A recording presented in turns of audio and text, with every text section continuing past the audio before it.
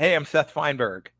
I am if you both who don't know me, I am the editorial manager here at AccountingWEB in the U.S., also the U.S. team lead. We are owned by a British company, SIFT, over in Bristol, UK. And this is going to be, part of our series of interviews that we are doing leading up to AccountingWEB Live Summit, May 9th to the 12th in San Diego, California. We cannot wait for this event. It is our first live event that we are putting on to get accountants, practitioners out and about, get them networking with each other, get them to learn about what some of the new products are out there, or even some existing products that are on the market to help them in their practices and their work with clients.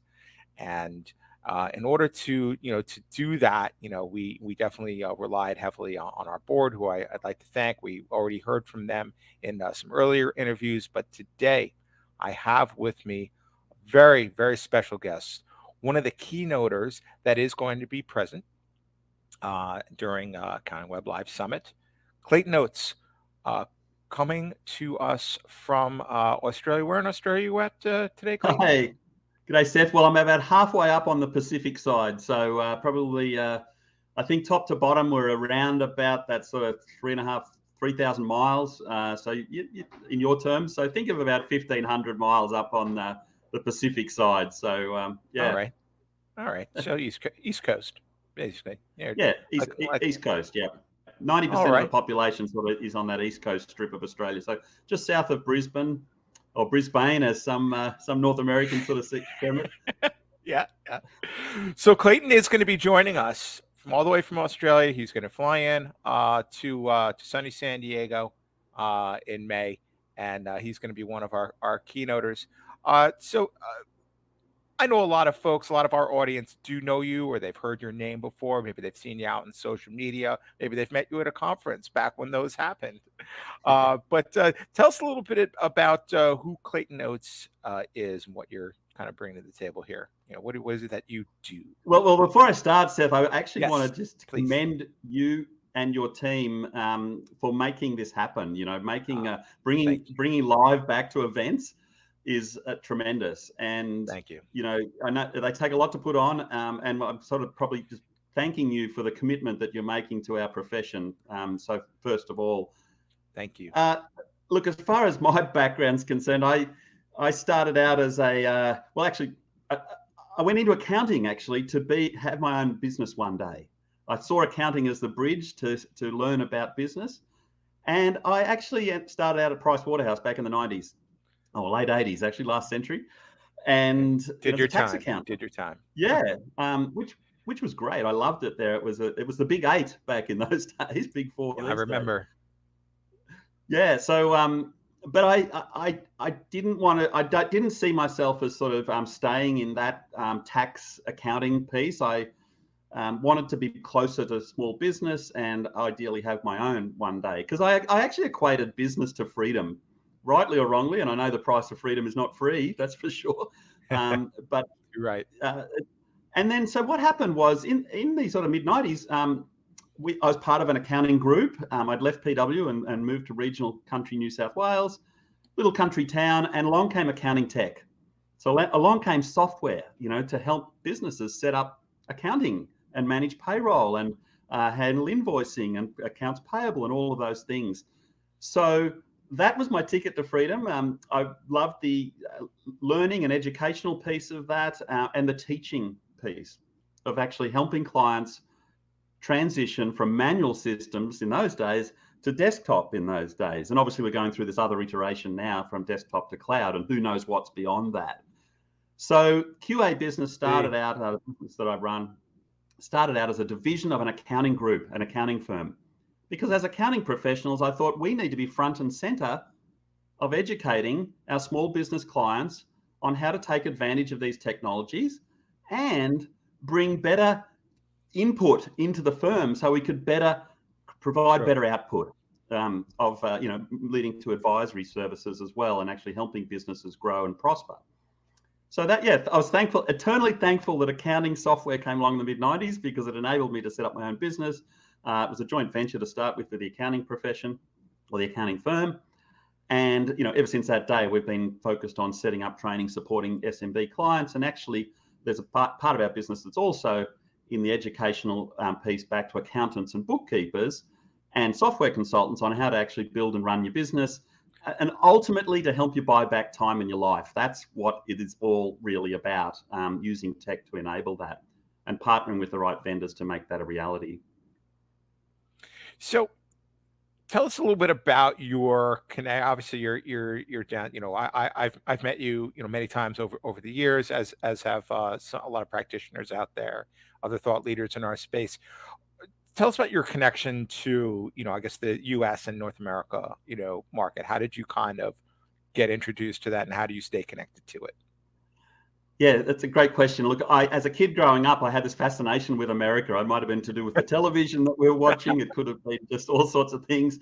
But it was certainly on my bucket list to actually come to North America. Now, as it turned out, I married my wife, Jacinta, who happily married now for nearly 30 years. And we had 5 children within sort of 8 years. And we didn't have the funds to sort of travel, in those early days. I was building the business as well.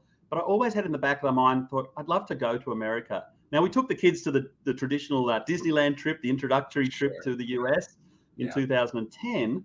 And what was happening in 2010 in our industry, in our profession, was cloud adoption was really starting to take off, particularly in Australia and New Zealand. And there was this disruption happening, inflection point, if you like, as to where are we going to go from here. And I felt as though, well, surely North America or USA has got all the answers. It's the home of tech. It's the home of entrepreneurship. And so I met Valley, et cetera. Yeah, and I thought, wow, I'm going to go over there and find something, and this will re-energize me, because I was feeling a little flat.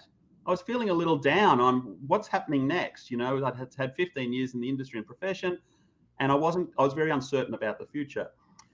Anyway, I ended up through a wonderful friend, recommended to attend the Sleater conference. It was a conference, it was a conference in Vegas, and so pleased to see Doug on your advisory board, who was really a pioneer in this sort of space of actually bringing educational at an independent level, bringing multiple vendors, and also connecting the vendor community with the advisors and providing deep education, which is exactly what you're doing, which is tremendous to see this happening. So 2011, I went to that event with my wife. I remember years earlier, I heard a guy talk about invest in your learning, Clayton. Have you got a learning fund? And learning fund, he said, well, put 10% of your income into a learning fund and use that to actually further your learning. And guess what happens? The more you learn, the more you'll earn. And it actually does work. So I thought, how am I going to spend this 10%? And I could travel internationally and attend conferences. How good is that? So that's where it started, investing in ourselves to get on a plane, come to another continent, and actually just go with a very open mind and to learn. Little would I know that was going to morph into regular attendance at multiple events. I think there's nearly 40 trips in those 10 years post that time. And so looking forward to the one back after this pandemic, which is AccountingWEB Live Summit. So I'm so thankful that we got on that airplane, because it did a couple of things. One, it just made me realize that, there's so many other people in the same boat here. And so it gave me a great understanding that I wasn't fighting this battle alone. And it also just introduced actually to me some of the most wonderful friends that I have today as well. So that was a serendipity sort of byproduct of actually attending a conference in the accounting tech space to learn more about our future and how to build our businesses to create sort of more value and add more value and great return for us and our clients. So it's been one of the great serendipities. And then from that, I had been doing some speaking in Australia for 10 years previously, ran a lot of events ourselves. And there's US software companies and also some event organizers that said, hey, would you come over and have a chat to us? I've always kept the business, so I stayed in the consulting space as well. We've still got that today. So I'm sort of connected to the end customer, but also my passion really is helping the profession achieve some wonderful results by partnering well with tech vendors to enable that buying back time in your life. Right. So you kind of sit right in the middle there Yeah. between the two parties. So you're staying, pretty well connected to what's going on in U.S. slash North America. Yeah, and These absolutely. And what I've days. seen is sort of this convergence around the world. Australia and New Zealand might have been seen as the early adopters in the cloud accounting tech space, and that through mainstream vendors, and I'd say also, so.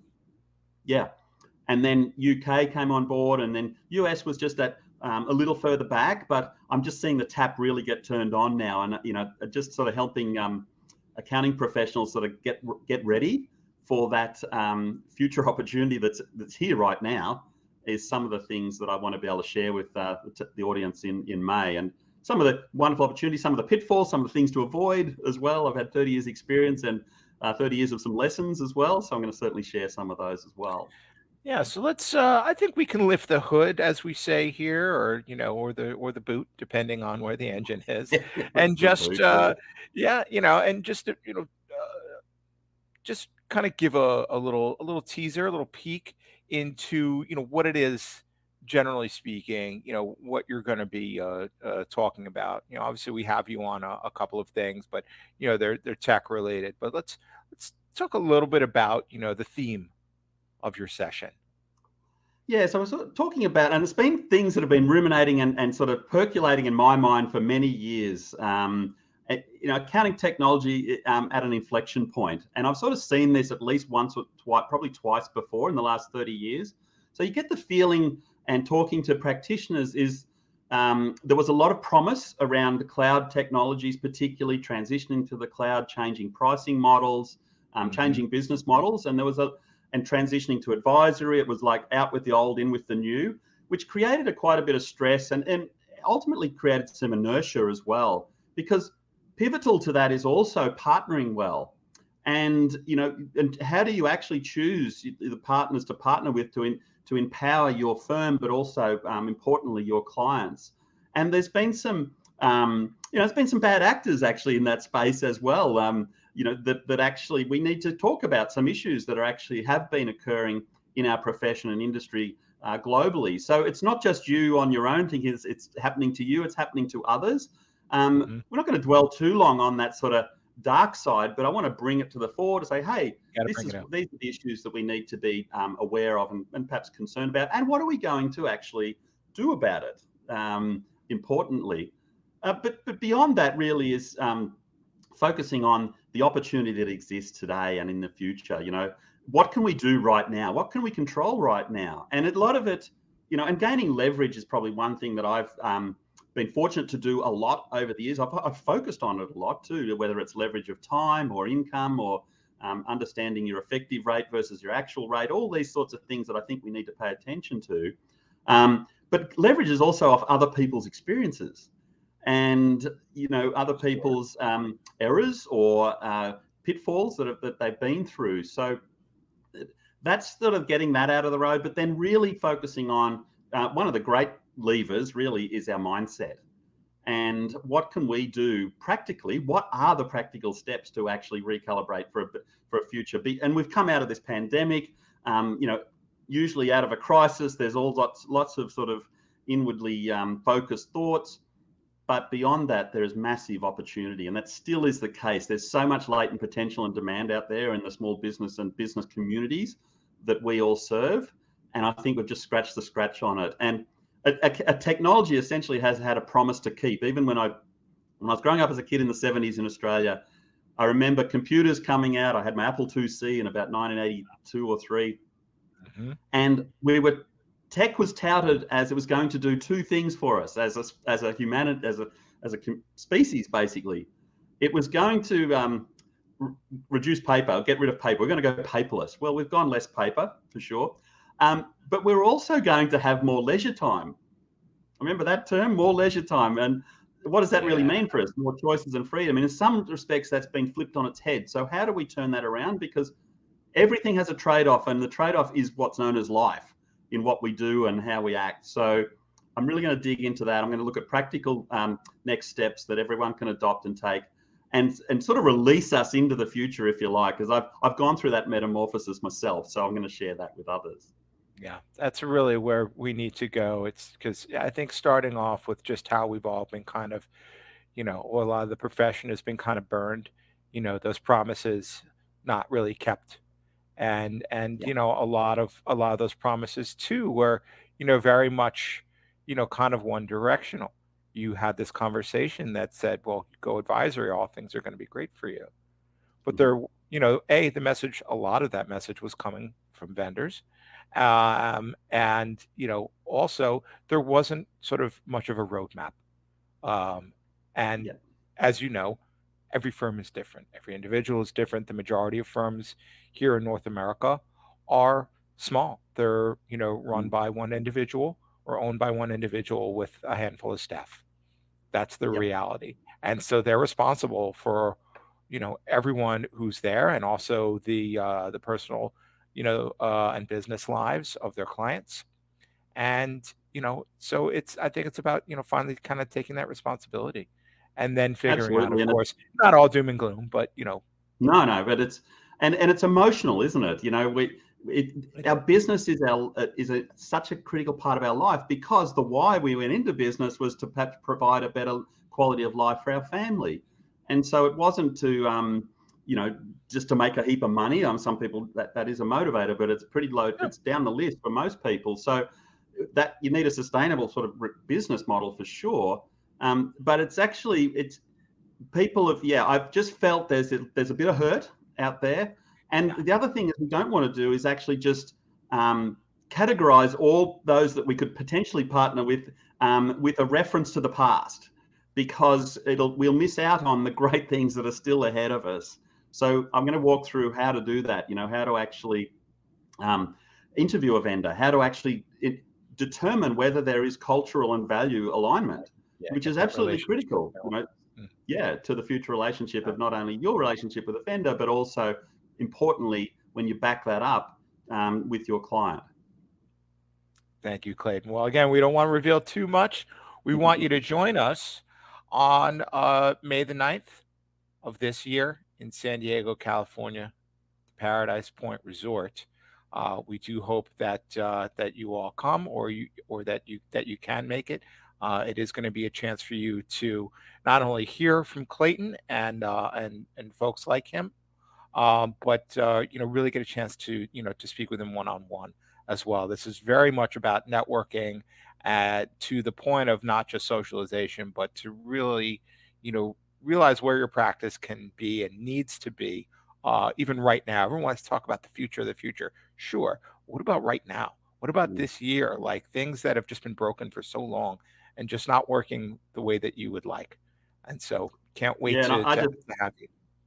Yes. totally, and just to carry on from that is that I just feel for that there'll be some of you that are listening to this that have naturally been to these events before, or similar type events, and you're just going because it's going to be a lot of fun. It's going to be, there'll be leaders there that you'll hang around with, and looking at your agenda, there are serious leaders of the industry and profession that are actually already attending the event, plus the educational learning piece.